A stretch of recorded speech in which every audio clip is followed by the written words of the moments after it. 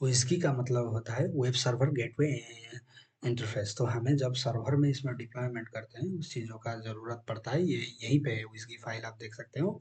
ये क्या करता है, ये WSGI file block dot setting, ये सेटिंग को, ये जो हमारा सेटिंग है उस सेटिंग को लेके सेट डिफ़ॉल्ट, ये जो सेटिंग मॉड्यूल है इसी को लेके वो हमारा सर्वर में डिप्लॉयमेंट, वो एडवांस टॉपिक है। अभी इतना समझ लीजिए कि ये सर्वर में जब आप डिप्लॉय करेंगे रियल वर्ल्ड में, जब हमारा ऐप मिलियंस बिलियंस लोग यूज़ करेंगे, अगर हम उतना लकी रहे तो उस टाइम में जब हम सर्वर में, रियल सर्वर में उसको डिप्लॉयमेंट करेंगे, AWS हो, अज़ूर हो या गूगल क्लाउड हो, तब इसका काम आता है, ठीक है? तो उतना तो आपको समझ में आ गया है।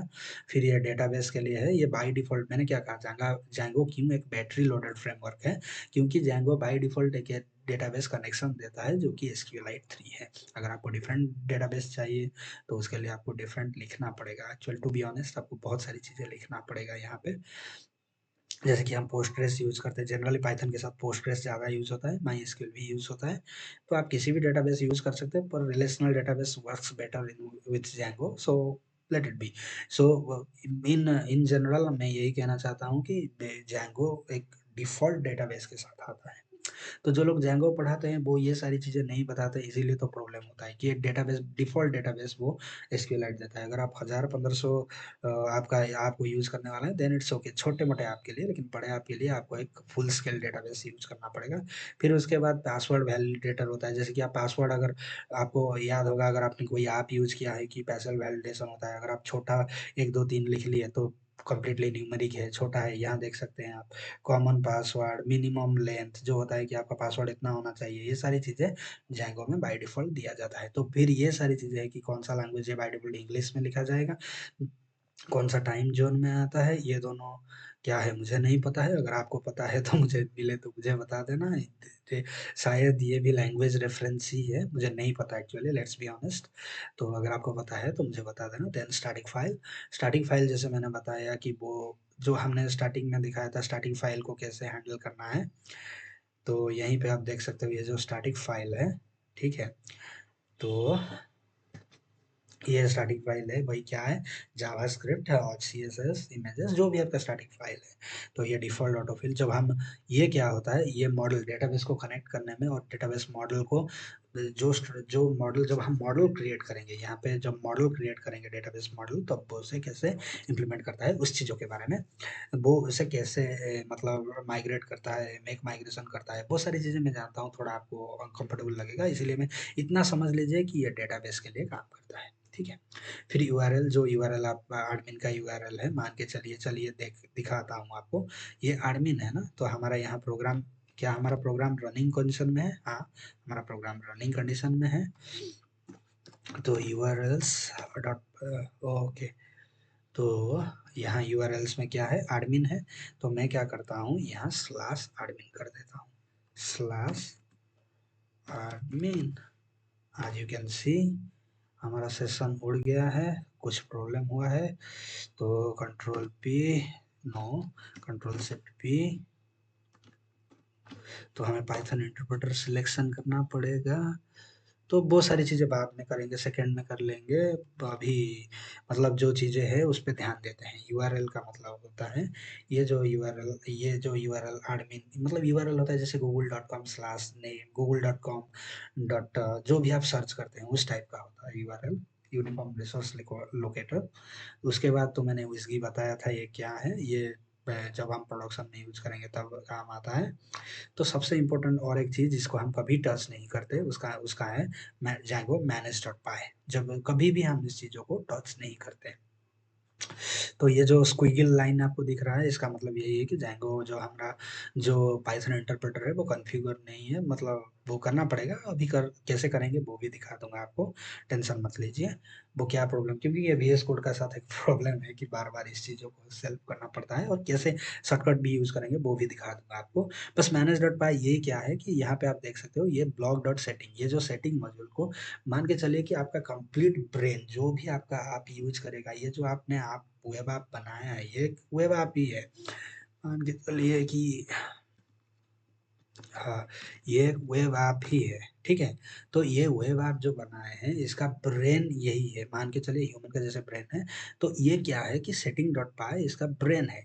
तो ब्रेन होने की वजह से ये जो मैनेज डॉट पाई है, ये इसी ब्रेन को इंक्लूड करके, इसीलिए जब हमने पहले स्टार्टिंग में जो Django admin dot run server किया था, तो सर्वर ने रन नहीं कर पाया था इसी रीज़न की वजह से, क्योंकि वो सेटिंग मॉड्यूल को इंक्लूड नहीं कर रहा था। सेटिंग का जो ये जो फाइल है ना, ये इसको इंक्लूड नहीं कर रहा था। तो मैनेज डॉट पाई उसको इंक्लूड करके रन कर रहा है। नेम डॉट मेन, ये बस इसको आपको हमेशा यूज़ करना चाहिए। ये क्योंकि होता है कि पाइथन एक डायनामिकली टाइप लैंग्वेज है। चलिए उस डिटेल में नहीं जाते हैं, पर इसको आप हमेशा यूज़ करना चाहिए, क्योंकि ताकि आपकी स्क्रिप्ट कौन सी फाइल पर रन हो रहा है आपको पता चले। मान के चलिए कि यही आपका पाइथन को रन, ये एक यूटिलिटी, ये एक रैपर है जेंगो एडमिन के ऊपर, जो कि जेंगो एडमिन जो फीचर्स देता है ये भी देता है, लेकिन ये सेटिंग मॉड्यूल को इंक्लूड करता है और ये बहुत सारे जगह पर काम आता है। तो मैनेज डॉट पाई जो है आपका फाइल, जो आपका प्रोग्राम को स्टार्ट करता है, यहीं से आपका प्रोग्राम, मतलब यही जो लाइन से आपका प्रोग्राम स्टार्ट होता है और रन होके आपको एक ऐप प्रोवाइड करता है। इतना समझ में आ गया? होपफुली उतना तो समझ में आ ही गया होगा। ओके, तो अभी ये जो स्क्विगली लाइन आ रहा है, तो उसको थोड़ा बंद करेंगे। बंद करने के लिए हमें, आपको क्या करना पड़ेगा, मैं जल्दी कर दिया। आपको कंट्रोल शिफ्ट पी लेना है। पी लेने के बाद आपको दिखाएगा सिलेक्ट, तो एंटर कीजिए पाइथन। तो हमारा प्रोग्राम का नाम क्या है, सेकंड जेंगो, यही है ना? तो यहाँ पे देखिए यही है, जहाँ मेरा ये जो हाथ हिल रहा है यहीं पे, अगर यहीं कर दिया तो देखो, और सारे जो स्क्विगल लाइन यहाँ पे थे सारे चले गए। चले जाने के बाद हम प्रोग्राम को स्टॉप करेंगे। चलिए प्रोग्राम को स्टॉप करते हैं। Control C, C L S में क्लियर करने के लिए, ताकि आपको समझाने के लिए इजी हो, तो चलिए। Okay, our program is running very nicely and admin. Okay, तो हमारा सेशन उसके लिए क्रिएट नहीं हुआ है, इसके लिए ये एरर दिखा रहा है। तो वो भी हम कर सकते हैं, नो प्रॉब्लम, हम कर लेंगे। अभी करने के लिए हमें क्या करना पड़ेगा, चलिए मैनेज माइग्रेट, ये आप टेंशन मत लीजिए, मैं ये बता दूंगा कि क्या करना है आपको, वो आपको बता दूंगा, ठीक है?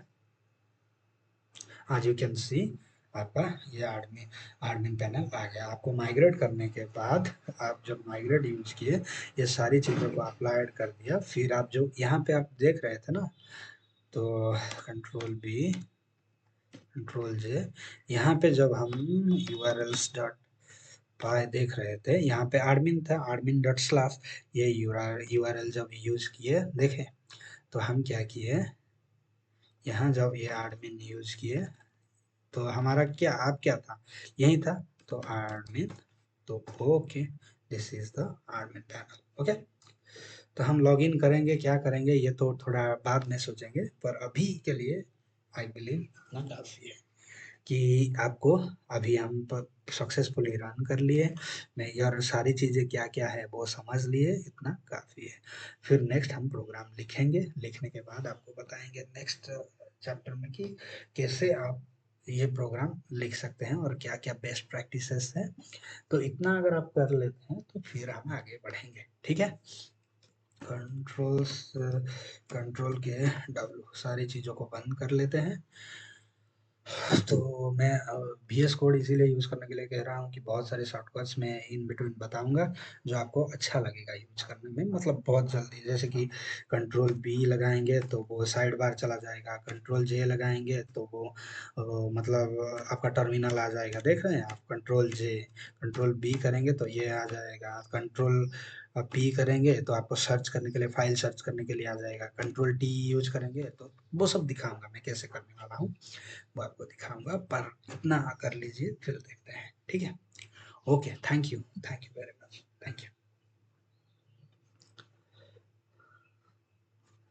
इतना अगर वीडियो अच्छा लगा तो लाइक शेयर एंड सब्सक्राइब।